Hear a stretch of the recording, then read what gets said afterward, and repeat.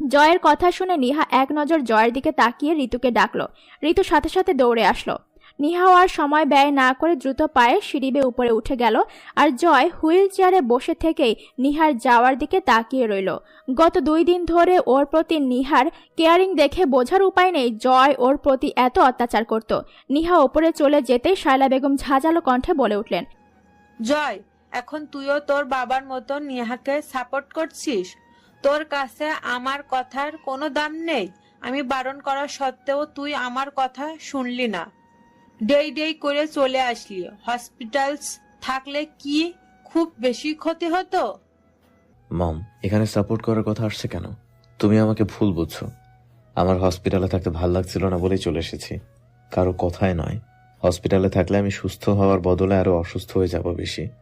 তার চেয়ে বরং তোমাদের চোখের সামনে থাকলে তোমাদের হলেও তো দেখতে পারবো। আর তাছাড়া ডাক্তাররা তো নিশ্চিত হয়ে বলতে পারছে না যে আমি হসপিটালে থাকলে সুস্থ হব কিনা। যেখানে সুস্থ হওয়ার চান্স নাই সেখানে হসপিটালে থেকে কি করবো মম? রায়হান সাহেব কিছু বলছেন না, কারণ মা ছেলের কথার মধ্যে উনি বাম হাত ঢুকাতে চান না। তাই চুপচাপ উঠে রুমে চলে গেলেন। শায়লা বেগম জয়ের কথায় সন্তুষ্ট হতে পারলেন না, তাই স্বামীর অনুপস্থিতি পেয়ে আবারও রাগী কণ্ঠে বললেন, তোর যা ইচ্ছা কর, আমি কিচ্ছু বলবো না। যখন দেখবি ওই ছোট লোকটা তোর থেকে এত দিনকার সব প্রতিশোধ নিচ্ছে, তখন বুঝবি আমি কেন কথাগুলো বলেছিলাম। তোর ড্যাড না হয় ওর প্রতি তোর করা আচরণ কথা জানে না বলে এতদিন কিচ্ছু ভাবেনি, কিন্তু তুই তো জানিস তুই ওর সাথে কি কি করেছিস। তারপরও তোর একবারও মনে হলো না মেয়েটা তোর থেকে প্রতিশোধ নিতে পারে? আর একবার এটা ভেবে দেখ না, ও তো তোকে চলে যাবে বলেছিল, তাহলে গেল না কেন? নিশ্চয় তোর থেকে প্রতিশোধ নেবে বলে। মম, তুমি এসব নিয়ে ভেবো না। ওকে আমার এতদিনে এতটুকু চেনা হয়ে গেছে যে ও এমন কিছুই করবে না। আমার ভালো না করুক, অন্তত আমার ক্ষতি করবে না। আর তারপরেও যদি আমার থেকে প্রতিশোধ নিতে আমার কোনো ক্ষতি করে, তাহলে ভাববো এটাই আমার প্রাপ্য ছিল। জয়, তুই কিন্তু ভুলে যাচ্ছিস ওই ছোট লোকটার জন্য কিন্তু তোর আজ এই অবস্থা। ওর কারণে তোর অ্যাক্সিডেন্টটা হয়েছিল। না মম, ওর জন্য কিছুই হয়নি। সবই আমার কর্মের ফল, আমার পাপের প্রায়শ্চিত্ত এটা। আমি এটাই রিজার্ভ করি মা। আমি যা করেছি ওর সাথে তা হয়তো আল্লাহ তাআলা সইতে পারেনি, তাই তো এমন একটা শাস্তি পেয়েছি আমি। শায়লা বেগম ছেলের কথা শুনে কেন যেন সন্তুষ্ট হতে পারলেন না। উনি ভাবতেও পারেননি জয় এমন কিছু বলবে। উনি ভেবেছিলেন জয় ওর অ্যাক্সিডেন্টের জন্য নিহাকে দোষারোপ করবে, কিন্তু হলো তার উল্টোটা। তাই উনি আর দাঁড়িয়ে থাকতে পারলেন না সেখানে। গদগদা পায়ে সিঁড়ি বেয়ে উপরে উঠে গেলেন। জয় লম্বা একটা দীর্ঘশ্বাস ছেড়ে মায়ের যাওয়ার দিকে তাকিয়ে রইল, কারণ ওর কিছুই বলার নেই। ভাইজান, আপনার চা। জয় চোখ সরিয়ে ঋতুর দিকে তাকালো। তারপর ঋতুর হাত থেকে চায়ের কাপটা নিয়ে চুমুক দিতে লাগলো। তবে চায়ের কাপটা বাম হাতে নিয়েছে, কারণ ডান হাতটা তো গলায় ঝুলানো। অর্থাৎ ডান হাতের হাড় ভেঙে যাওয়ায় জয়ের ডান হাতটা আপাতত কোনো কাজ করতে পারবে না। এমনকি খেতে হলেও বাম হাতেই খেতে হবে, তাই চায়ের কাপটা বাম হাতেই ধরেছে। জয় চা খেতে খেতে খেয়াল করলো নিহা ওদের রুমের সব জিনিসপত্র গেস্ট রুমে নিয়ে রাখছে। জয় বেশ অবাক হলো, নিহা এভাবে রুমের সব জিনিসপত্র নিচে নামাচ্ছে কেন? প্রায় আধ ঘন্টা ধরে ছুটাছুটি করার পর নিহা এবার জয়ের কাছে আসলো। কিছু না বলে জয়কে ধরে গেস্ট রুমে নিয়ে গেল। জয় তো গেস্ট রুমে ঢুকেই অবাক, কারণ গেস্ট রুমটাকে এখন আর গেস্ট রুম মনে হচ্ছে না, মনে হচ্ছে এটাই জয়ের রুম। জয় অবাক হয়ে চারপাশে দেখতে লাগলো। নিহা ওর রুমের সবকিছু এখানে নিয়ে এসেছে, আর প্রত্যেকটা জিনিসকে সেভাবে সেট করেছে যেভাবে ওই রুমে ছিল। জয় অবাক চাহনিটা বজায় রেখে ঘাড় ঘুরিয়ে নিহার দিকে তাকালো। জয় কিছু বলতে যাবে তার আগেই মুচকি হেসে নিহা বলল, পছন্দ হয়েছে আপনার? আপনি না বলেছিলেন আপনার রুম ছাড়া অন্য রুমে ভালো লাগে না, তাই হুবহু আপনার রুমের মতোই বানিয়ে দিলাম। এখন নিশ্চয়ই প্রবলেম হবে না। তারপরেও যদি ভালো না লাগে একটু কষ্ট করে মানিয়ে নেবেন। আসলে এটা ছাড়া তো আর কোনো উপায় নেই, তাই আর কি। ইটস ওকে, সমস্যা নেই। নিহা মুচকি হেসে জয়কে বিছানার কাছে নিয়ে গেল। তারপর শ্বশুরকে ডেকে জয়কে কোনো রকমে দুজনে ধরে বিছানায় বসালো। যদিও নিহা একাই ধরে বিছানায় তুলতে সক্ষম হতো, কিন্তু জয়ের কোনো রকম যেন অসুবিধা না হয় তার জন্য শ্বশুরকে শহর ডাকলো ধরার জন্য। রায়হান সাহেব ছেলেকে বিছানায় বসিয়ে দিয়ে কয়েকটা টুকটাক কথা বলেই চলে গেলেন। শ্বশুর চলে যেতেই নিহা জয়কে ধরে শুইয়ে দিল, কারণ বেশি সময় ধরে বসে থাকাটা জয়ের জন্য সম্ভব না। আর এখন সে কিচেনে যাবে রান্না করতে। তার মানে রান্না করে আসতে আসতে অনেক সময় লাগবে। আর এত সময় ধরে জয় বসে থাকতে পারবে না, কারণ জয়ের কোমরে যে ইনজুরিটা হয়েছে সেটা না সারা অবধি জয়কে এমন শুয়েই কাটাতে হবে। তবে একেবারে বসতে পারবে না তা কিন্তু নয়, বসতে পারবে, তবে সেটা জাস্ট কয়েক মিনিটের জন্য। বাকি সময় শুয়ে থেকেই কাটাতে হবে। নিহা জানালার পর্দাটা ভালো করে টেনে দিয়ে জয়ের দিকে তাকালো, বিনীত কণ্ঠে বলল, আপনি শুয়ে থাকুন, আমি কিচেনে যাচ্ছি। আচ্ছা, আপনার জন্য কি রান্না করব? আপনি কি খাবেন বলুন? আমার জন্য আলাদা কিছু রান্না করতে হবে না, সবার জন্য যেটা রান্না হবে আমিও সেটাই। নিহা মুচকি হেসে আচ্ছা বলেই চলে যাচ্ছিল। জয় নিহার যাওয়ার দিকে তাকিয়ে আছে। হঠাৎ নিহা দরজার কাছে গিয়ে কিছুটা একটা ভেবে যেন থেমে গেল। তারপর বিড়বিড় করে কিছু একটা আওড়িয়ে জয়ের কাছে ফিরে আসলো। জয় নিহার মতিগতি বুঝতে না পেরে এখনও নিহার মুখের দিকে তাকিয়ে আছে। নিহা পার্স থেকে জয়ের মোবাইলটা বের করে জয়ের হাতে দিয়ে মুচকি হেসে বলল, এই নিন আপনার মোবাইল। তখন হসপিটাল থেকে আসার সময় আমার পার্সে যে নিয়েছিলাম দিতেই ভুলে গিয়েছি আমি। জয় বাম হাতটা বাড়িয়ে মোবাইলটা হাতে নিয়ে মোবাইলের এপিট ওপিট দেখতে দেখতে অন্যমনস্ক হয়ে বলল, আমি মোবাইল নিয়ে কি করব? না মানে, আমি তো কিচেনে যাচ্ছি, আপনার হয়তো একা একা বোর লাগবে। আপনি বরং এক কাজ করুন, আপনি মীরা আপুর সাথে কথা বলুন। ওনার সাথে কথা বলে সময়টাও কাটবে আর ভালোও লাগবে। তখন আর একা একা বোর লাগবে না আপনার। আসছি আমি। বলে নিহা রুম থেকে বেরিয়ে গেল। আর জয় অবাক হয়ে নিহার যাওয়ার দিকেই তাকিয়ে রইল। এই মেয়েটাকে যেন সে এই 3 দিনে যত দেখছে অবাক হচ্ছে। জয় নিজ মনেই আওড়ালো, কি অদ্ভুত মেয়ে, ওকে আমি দিনের পর দিন এত অত্যাচার করলাম, এত মারধর করলাম, কখনো একটা ভালো করে কথা পর্যন্ত যার সাথে বললাম না। আজ সেই কিনা আমার সামান্য একা থাকাটা নিয়েও ভাবছে, নিজের হাতে আমাকে অন্য কোনো মেয়ের সাথে কথা বলার জন্য মোবাইল দিয়ে যাচ্ছে। হ্যাঁ, কার সাথে কথা বলবো? মীরার সাথে, যে কিনা আমাকে অ্যাক্সিডেন্ট করে মেরে ফেলতে চেয়েছিল। হ্যাঁ, মীরাই জয়কে অ্যাক্সিডেন্টটা করিয়েছিল, আর সেটা জয় দেখেও গিয়েছিল। মুহূর্তেই জয়ের অ্যাক্সিডেন্ট হওয়ার সময়কার ঘটনাটা চোখের সামনে ভেসে উঠল। জয়ের গাড়িকে যখন বিপরীতমুখী গাড়িটা প্রচণ্ড জোরে ধাক্কা দিয়েছিল, তখন সাথে সাথে জয় স্টিয়ারিংয়ে বাড়ি খেয়ে রক্তাক্ত হয়ে যায়। তবে মীরা এতটুকুতে থেমে থাকেনি। যখন দেখল জয় স্টিয়ারিংয়ে বাড়ি খেয়ে নাজেহাল প্রায়, তখন মীরা গাড়ির পেছনে গিয়ে আবারও জোরে চালিয়ে এনে জয়ের গাড়িকে ধাক্কা দেয়। এবারে ধাক্কাটা বেশ জোরেই ছিল, যার ফলে জয়ের মাথাটা জানালার কাচের সাথে গিয়ে লাগলো। সাথে সাথে কাঁচ ভেঙে কয়েক টুকরো কাঁচ জয়ের মাথায় ঢুকে যায়। জয়ের যেন পুরো দুনিয়া অন্ধকার হয়ে এলো। তবে তখনও জয়ের সেন্স ছিল। জয় যখন 2 হাতে মাথা চেপে ধরে নিভো নিভো চোখে চারপাশে তাকাচ্ছিল, তখনই ঝাপসা চোখে মীরাকে আর শিহাবকে সামনে দেখল। দুজনের মুখেই হাসি। সেন্সলেস হয়ে চোখ বন্ধ করে নেওয়ার আগেকার মীরার একটা কথা জয়ের এখনো চোখে ভাসছে। মীরা হেসে হেসে বলছে, গুড বাই মিস্টার জয় মাহমুদ। আসলে কি বলো তো, আমি জানি তুমি আমার ধোকা খেয়ে হাত গুটিয়ে বসে থাকবে না, নিশ্চয়ই আমাকে জেলে দেওয়ার ব্যবস্থা করবে। তাই আমি আর বসে থাকতে পারলাম না, চলে আসলাম তোমাকে ওপরে পাঠানোর জন্য। তোমার জন্য আমার বড্ড আফসোস হচ্ছে, কারণ তুমি দ্বিতীয়বার চোখ খুলে আর এত সুন্দর পৃথিবীটা দেখতে পারবে না। ওপারে গিয়ে ভালো থেকো, আর পারলে আমাকে ক্ষমা করে দিও, কারণ তোমার থেকে তো আর কম টাকা খাইনি। Good bye. বলেই মীরা অট্ট হাসি দিয়ে জয়ের মাথার চুলগুলো মুঠো ধরে আবারও গাড়ির স্টিয়ারিংয়ের সাথে বাড়ি খাওয়ালো। সাথে সাথে জয়ের মাথা থেকে গড়গড় করে রক্ত পড়তে লাগলো, আর মুহূর্তেই জয় সেন্সলেস হয়ে সেখানেই মাথাটা লুটিয়ে রাখলো। দৃশ্যটা চোখের সামনে ভেসে উঠতে জয়ের পুরো গা গুলিয়ে উঠল। ও কিনা এমন একজন মানুষকে ভালোবেসেছে যে ওকে কখনোই ভালোবাসেনি।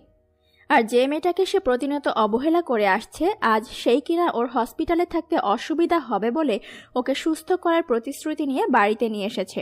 সুস্থ না হোক, অন্তত এটা তো ওর জন্য ভালো হলো যে সে বাড়িতে সবার সাথে থাকতে পারবে। হসপিটালে থাকলে তো সুস্থ হওয়ার বদলে আরও অসুস্থ হয়ে যেত। রাত 10টা বেজে 10 মিনিট। প্রতিদিনের মতো আজকেও রায়হান সাহেব সহ বাড়ির সবাই রাতের খাবার খেতে ডাইনিংয়ে বসেছে। তবে প্রতিদিন নিহা খাবার সার্ভ করলেও আজকে নিহাকে সার্ভ করতে বাধা দিলেন রায়হান সাহেব। উনি কড়াভাবে বলে দিয়েছেন নিহা যেন এখানে খাবার সার্ভ করে সময় অপচয় না করে, ও যেন জয়ের জন্য খাবার নিয়ে যায় রুমে। নিহা চেয়েও আর শ্বশুরের কথা অমান্য করতে পারল না। অগত্যা কোনো কথা না বলে একটা প্লেটে জয়ের জন্য খাবার নিয়ে রুমে গেল। অন্যদিন হলে হয়তো শায়লা বেগম রাগে ফুসফুস করতেন, কিন্তু আজ ছেলের কথা ভেবে শায়লা বেগমও কোনো রাগ পোষণ করলেন না, চুপচাপ খেতে লাগলেন। নিহা রুমে এসে দেখল জয় ওপাশ ফিরে শুয়ে আছে। এ কি, উনি আবার ঘুমিয়ে পড়লেন না তো? মেডিসিন না খেয়ে ঘুমালে তো সুস্থ হবেন না তাড়াতাড়ি। কথাগুলো মনে মনে ভেবে নিহা খাটের দিকে এগিয়ে এলো। খাবারের প্লেটটা সেন্টার টেবিলের ওপর রেখে আস্তে করে জয়কে ডাক দিল। শুনছেন, আপনি কি ঘুমিয়ে পড়েছেন? নিহার আওয়াজ শুনে জয় আস্তে আস্তে এপাশ ফিরে নিহার দিকে তাকালো। নিহা মুচকি হেসে বলল, ও, আপনি তো জেগে আছেন। আমি তো ভাবলাম আপনি ঘুমিয়ে পড়েছেন। 10টা বেজে গেছে, খাবার খেয়ে ওষুধ খেতে হবে তো। কিন্তু আমি শুয়ে থেকে খাবো কিভাবে? আর তাছাড়া ডান হাতেও খেতে পারবো না, কিভাবে খাবো? আপনার যদি কোনো আপত্তি না থাকে তাহলে আমি খাইয়ে দিই। না মানে, না খেয়ে থাকলে তো ওষুধ খেতে পারবেন না, আর ওষুধ না খেলে তাড়াতাড়ি সুস্থও হতে পারবেন না। ডক্টর কি বলেছে শোনেননি? টাইমলি ওষুধ খেতে হবে তো। একলা উঠে বসতে পারবো না, একটু সাহায্য করলে উঠতে পারতাম, এই আর কি। নিহা বুঝতে পারলো জয় ওর হাতে খেতে রাজি। তাই সে মুচকি হেসে জয়ের কাছে গিয়ে জয়কে আস্তে করে ধরে খাটের কার্নিশের সাথে হেলান দিয়ে আধশোয়া করে বসিয়ে দিল। তারপর খাবারের প্লেটটি হাতে নিয়ে নিজেও জয়ের পাশে বিছানায় বসে পড়ল। জয় ওর দিকেই তাকিয়ে আছে। নিহা এবার ভাতের গ্রাস বানিয়ে জয়ের মুখের সামনে ধরল। হ্যাঁ করুন। জয় কোনো কথা না বলে বিনা বাক্যে ভাতের গ্রাসটা মুখে পুরো পুড়ে নিল। কিন্তু ওর কেন যেন নিহার মুখ দেখে মনে হচ্ছে নিহাও খায়নি। তাই নরম গলায় জিজ্ঞেস করলো, কি, তুমি খাবে না? জয়ের মুখে তুমি শুনে নিহা চমকে তাকালো জয়ের দিকে। এভাবে তাকানোর কি আছে? আমি কি ভুল কিছু বলে ফেলেছি? না, তা বলেননি। তুমি করে বলছেন তো, তাই অবাক হয়েছি। আমাকে তুমি করে বলতে হবে না, আমার জন্য তুইটাই ঠিক আছে। যেটা বলেছি তার উত্তর দাও। বেশি কথা কে বলতে বলেছে? খাবো। 10টা বেজে গেছে, কখন খাবে? প্রতিদিন যখন খাই তখনই খাবো। ডাইনিং পরিষ্কার করে তারপর খাবো। জয় কিছু বলতে চেয়েও যেন আর বলতে পারল না। নিহা জয়কে খাইয়ে দিয়ে ওষুধও খাইয়ে দিয়ে খাবারের প্লেটটা নিয়ে রুম থেকে চলে গেল। জয় কয়েক সেকেন্ড নিহার চলে যাওয়ার দিকে তাকিয়ে থেকে চোখটা সরিয়ে নিল। নিহার খাবার খেয়ে রুমে আসতে আসতে প্রায় 11টার কাছাকাছি সময় লেগে গেল। মূলত নিহার দেরি হয়ে গেছে তা কিন্তু নয়। আসলে নিহা ইচ্ছে করে এতক্ষণ রুমে আসেনি, যাতে জয় মীরার সাথে নিঃসংকোচে কথা বলতে পারে। আগে হলে তো বেলকনিতে গিয়ে কথা বলে আসতো, কিন্তু এখন তো আর বেলকনিতে গিয়ে কথা বলতে পারবে না। নিহা রুমে থাকলে হয়তো জয়ের অস্বস্তি লাগতে পারে, তাই নেহা একটু দেরি করেই রুমে এসেছে। আর আসার সময় জয়ের জন্য গ্রিন টি আনতেও ভুল করলো না। দরজা লাগানোর শব্দ শুনে জয় সেদিকে তাকালো। নিহাকে এতক্ষণ পরে রুমে আসতে দেখে জয় একটু অবাকই হলো। নিহা তো রুমে আসতে এতক্ষণ দেরি করে না। রুমে আসতে আজ এতক্ষণ সময় লাগলো যে? প্রতিদিন তো 10:30 বাজতেই রুমে চলে আসো, আজ দেরি করলে কেন? নিহা জয়ের প্রশ্ন শুনে থতমত খেয়ে গেল। চায়ের কাপটা জয়ের হাতে দিয়ে আমতা আমতা করে বলল, আহ, না, আসলে আপনি তো প্রতিদিন এ সময় মীরা আপুর সাথে কথা বলেন, তাই ভাবলাম আমি রুমে থাকলে হয়তো আপনার প্রবলেম হবে, এই জন্য একটু দেরি করে আসলাম, যেন আপনার কোনো অসুবিধা না হয়, এই আর কি। কথাগুলো বলার সময় নিহা পুরোটা সময় মাথা নিচু করেই ছিল। জয় নিহার কথার পিঠে কিছু বলার জন্য খুঁজে পেল না হয়তো, তাই তো কিছু না বলে চুপচাপ কাপে চুমুক দিল। জয় চা খেতে খেতে নিহা ততক্ষণে ওয়াশরুম থেকে নিজের প্রয়োজনীয় কাজ সেরে আসলো। নিহা টাওয়েল দিয়ে হাত মুখ মুছছিল। হঠাৎ জয়ের ডাকে জয়ের দিকে তাকালো। কিছু বলবেন? জয়ের হাতের কাপটা একটু উঁচু করে ধরে বলল, কাপটা? ও, বলে নিহা কাপটা নিয়ে সেন্টার টেবিলের ওপর রাখলো। তারপর জয়ের দিকে তাকিয়ে নরম গলায় বলল, এবার আপনার ঘুমানো উচিত, দাঁড়ান আমি হেল্প করছি শুতে। এই বলে নিহা জয়ের কাছে গিয়ে জয়কে ধরে বালিশে শুয়ে দিল। তারপর পায়ের দিকের কম্বলটা জয়ের গায়ে টেনে দিয়ে নিজের জন্য নিচে বিছানা করে নিল। জয় কিছু বলছে না, শুধু চুপচাপ নিহার কাজগুলো নিবিড়ভাবে দেখে যাচ্ছে। নিহার কাজে যেন কোনো কমতি নেই, নিহা যেন সবকিছুই খুব সুন্দরভাবে করে। এতদিন হয়তো জয় এমন করে নিহার কাজগুলো দেখেনি বলে এসব খেয়াল করেনি, কিন্তু গত 2 দিন হসপিটালে নিহা যেভাবে ওর সবকিছু করে দিয়েছে আর এখানে এসেও করছে, সব দেখে যেন জয় অবাক। নিহা সব দিক দিয়ে এমন পারফেক্ট কেন? আর পারফেক্ট সেটা না হয় ভালো কথা, কিন্তু এতদিন কেন জয়ের চোখে পড়ল না সেটা? নিহা যখনই শুতে যাবে ঠিক তখনই জয় ডেকে উঠল। নিহা শুতে যেও শুলো না, জয়ের দিকে প্রশ্নসূচক দৃষ্টিতে তাকিয়ে জিজ্ঞেস করলো, কিছু লাগবে আপনার? না। তাহলে? বলছিলাম যে আমি খেয়াল করলাম তুমি। আমাকে তুই করেই বলুন, আপনার মুখে আমার জন্য তুইটাই বেশি মানানসই। আপনার মুখে তুমি শুনলে না কেমন যেন লাগে। টেনশন করবেন না, ভাববেন না আপনি তুই তোকারি করলে আমি আপনার সেবা না করেই চলে যাব।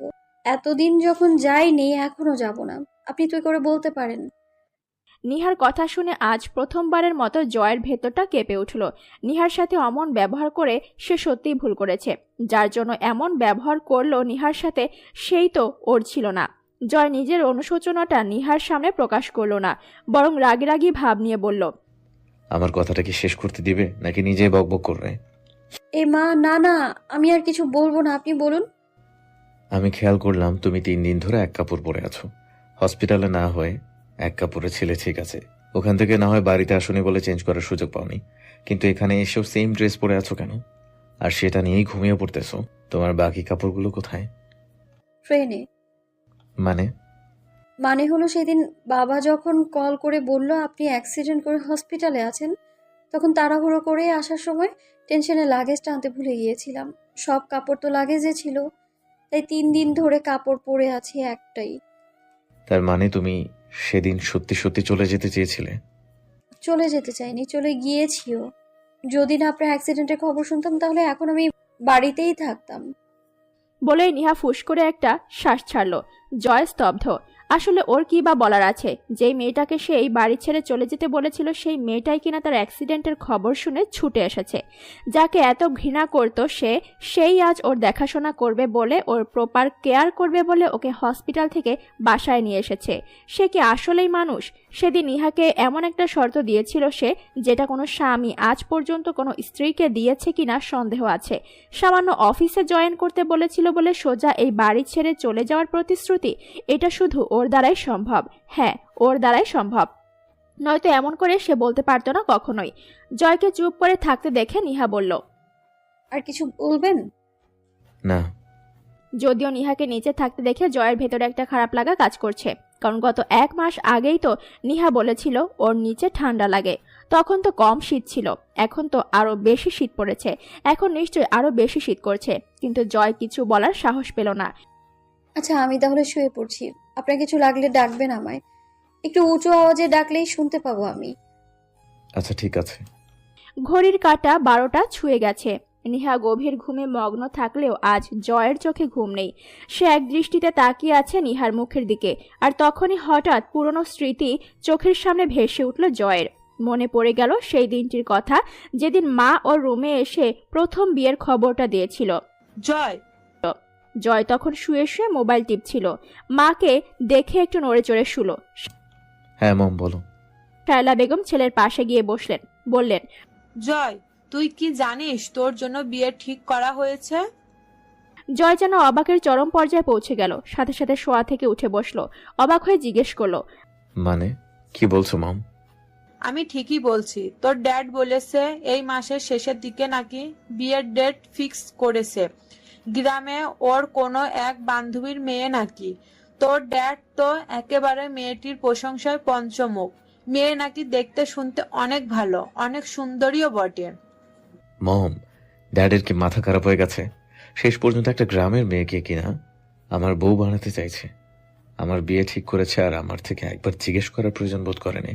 এমনকি বিয়ে ডেটও ফিক্স করে ফেললো। বাহ, অসাধারণ। কিন্তু মম, আমি বলে দিচ্ছি, আমি এই মেয়েকে বিয়ে করতে পারবো না। চিনি না জানি না এমন একটা মেয়েকে ড্যাড বললে আমি অমনি বিয়ে করে ফেলবো। তারপর মেয়েটা গিয়েও আমার সাথে কখনোই মেয়েটা তাল মেলাতে পারবে? তুমিই বলো, ড্যাড কি করে ভাবলো যে আমি একটা শহরের ছেলে হয়ে একটা গ্রাম্য মেয়েকে বিয়ে করব? মম, তুমি ড্যাডকে গিয়ে বলে দাও আমি এমন একটা গেও আনকালচারাল আনস্মার্ট মেয়েকে কিছুতেই বিয়ে করবো না, কিছুতেই না। আর তার চেয়ে বড় কথা হলো আমি মীরাকে ভালোবাসি। বিয়ে করলে আমি ওকেই বিয়ে করব। এই কথা ভুলেও বলিস না বাবা। আর আমি যদি গিয়ে এই কথা বলি তাহলে তো আমাকে সহ বাড়ি থেকে বের করে দিবে। তোর ড্যাড বলেছে তোর বিয়ে ঠিক করেছে, কথাটা যেন তোকে জানিয়ে দিই। তোর থেকে অনুমতি চাইতে আমাকে পাঠায়নি। তোর কি মনে হয় আমি এই বিষয়ে তোর ড্যাডের সাথে প্রতিবাদ করিনি? অবশ্যই প্রতিবাদ করেছি। বলেছি যে আমার ছেলে এমন একটা গ্রাম্য ছোটলোক মেয়েকে কিছুতেই বিয়ে করতে পারবে না। ও কি বলেছে জানিস? কি বলেছে? বললো কথাটা নাকি আমি বলেছি। তোর মুখ থেকে এমন কথা শুনে তাহলে তোকে সাথে সাথে ত্যায্য পুত্র করে দিবে। তাই বলে মম আমি শেষ পর্যন্ত কিনা একটা গ্রামের মেয়েকে বিয়ে করব? এটা কি করে সম্ভব? তার চেয়ে আমার মরে যাওয়া ভালো। তুই একদম টেনশন করিস না বাবা, আমি আছি না। তুই একদম প্যারা নাই, সিল মুডে থাক। মম, ড্যাডের মতো কি তোমার মাথাও খারাপ হয়ে গেছে? সব জেনেও তুমি তারপর কিভাবে নিশ্চিন্তে থাকতে বলছো? ড্যাড আমার জীবন শেষ করে তার প্ল্যান করে বসে আছে, আর তুমি বলছো টেনশন না করতে। যেটা বলছিস একদম ঠিক বলছিস। দেখ, তোর ড্যাডের কথা শুনে বুঝতে পারলাম ওই মেয়েটাকে সে তোর বউ করে আনবেই আনবে, সে আমরা চাই আর না চাই। আমি তোর হয়ে প্রতিবাদ করার উল্টো আমাকে শাসিয়ে দিল, বলেছে আমি রাজি না থাকলেও আমি যেন এই বাড়ি ছেড়ে চলে যাই, আর যদি তুই রাজি না থাকিস তাহলে তোকে ত্যায্যপুত্র করতে দুবার ও ভাববে না। তাই আমি বলছিলাম কি বাবা, তুই তোর ড্যাডের কথায় রাজি হয়ে যা। মম, সব জেনেও শেষ পর্যন্ত তুমি তার সাথে সেম কথা বলছো? আগে আমার কথা তো শেষ করতে দে। আমার কথা এখনো পুরোটা শেষ হয়নি। দেখ, ওই গেও মেয়েটাকে এই বাড়ির বউ করে আনতে আমিও রাজি না। জেসি তো সোজাই বলে দিয়েছে ওই গ্রাম্য মেয়েটাকে ওর ভাবি হওয়ার কোনো যোগ্যতা রাখে না। তুই বরং এক কাজ কর, এখন আপাতত ওর কথা মতো, তোর ড্যাডের কথা মতো বিয়েতে রাজি হয়ে যা। নয়তো বুঝতেই পারছিস ও যা বলে তাই করে। তখন কিন্তু তোর রাস্তায় থাকা ছাড়া আর কোনো উপায় থাকবে না। সো আই থিংক এই গেও মেয়েটাকে বিয়ে করে নেওয়াই উচিত। তবে হ্যাঁ, আমি বলছি না যে তুই ওকে বিয়ে করে মাথায় তুলে রাখ। আমি বলছি জাস্ট বিয়েটা কর, তারপর ওই মেয়েটাকে এই বাড়ি ছেড়ে কিভাবে তাড়াতে হয় তা আমি আইনা বেগম ভালো করেই জানে। আর তোরও কি কি করতে হবে নিশ্চয় বুঝতে পারছিস। মায়ের কথা শুনে মুহূর্তে জয়ের মুখটা চকচক হয়ে উঠল। উৎফুল্ল কণ্ঠে বলল, একদম মম, তোমার কথার মানে আমি বুঝতে পারছি। তুমি ড্যাডকে গিয়ে বলো আমি বিয়েতে রাজি। তবে একটা কথা জেনে রেখো মম, যে মেয়েটার জন্য ড্যাড আমাকে ত্যায্যপুত্র করবে বলেছে, ওই মেয়ের জীবন আমি নরক বানায় ছাড়বো। এমন কোনো দিন থাকবে না যেদিন ওর গায়ে আমার হাত উঠবে না। এক্ষেত্রে তোমরাও আমাকে একটু সাপোর্ট করো কেমন? ওই মেয়েকে আমি এমন ভাবে শিক্ষা দিব যেন এই জয় মাহমুদকে সে চিরতরের জন্য ঘৃণা করে। ছেলের কথায় শায়লা বেগম খুশিতে গদগদ হয়ে বললেন, এই না হলে আমার ছেলে। আচ্ছা, আমি আসছি। শায়লা বেগম চলে গেলেন আর জয় সেখানে বসে ভাবতে লাগলো কি করবে। দেখতে দেখতে ওদের বিয়েটাও হয়ে গেল। বিয়ের দিন রাত 11টায় রুমে ঢুকলো জয়। বাসর রাত নিয়ে ওর অনেক স্বপ্ন থাকলেও নিহাকে বিয়ে করে যেন ওর সব স্বপ্ন উবে গেল। বরং রুমে ঢুকলো এক রাশ রাগ নিয়ে, যেন সামনে কেউ পড়লেই খায়া ফালামো এমন অবস্থা। রাগে ধুরুম করে দরজা বন্ধ করার শব্দে আটকে উঠল নিহা। তবে জয়ের দৃষ্টিগোচর হলো না সেটা। সে তো রাগে ফুসফুস করছে আর ভাবছে কখন নিহা নিজ থেকে ওর সাথে কথা বলবে আর কখন সে ওকে কথা শোনানোর সুযোগ পাবে। হলো তাই। জয়কে দেহে নিহা আস্তে করে খাট থেকে নেমে জয়ের সামনে গেল। তারপর কয়েক সেকেন্ড দাঁড়িয়ে থেকে যেই না ঝুঁকে জয়ের পা ধরে সালাম করতে যাবে অমনি জয় টেনে দাঁড় করিয়ে দিল ওকে। তবে সিনেমার মতো ডায়লগ দেওয়ার জন্য নয়, নিহাকে অপমান করার জন্য। কি করছিস নাকি? বিয়ের প্রথম রাতে জয়ের মুখ থেকে এমন তুইতুকারি শুনে নিহা যেন চরম মাত্রায় অবাক হলো। তবে অবাকের ভাবটা বেশি সময় মুখে বজায় না রেখে হেসে বলল, কেন সালাম করছি? রাখ তোর সালাম। আমার শরীরের টাচ করার সাহস কি করে হয় তোর? মানে কি বলছেনটা কি আপনি? আপনি আমার স্বামী, আর বিয়ের রাতে প্রতিটা স্ত্রীকেই স্বামীর পায়ে ধরে সালাম করতে হয়, এটাই তো নিয়ম। এখানে সাহসের কথা আসছে কেন? Shut up. এই কে তোর স্বামী? হ্যাঁ, আমি তোর স্বামী না, আর তুই আমার স্ত্রী না। আমি তোকে বিয়ে করেছি শুধুমাত্র ড্যাড আমাকে যেন ত্যায্যপুত্র না করে দেয় তার জন্য।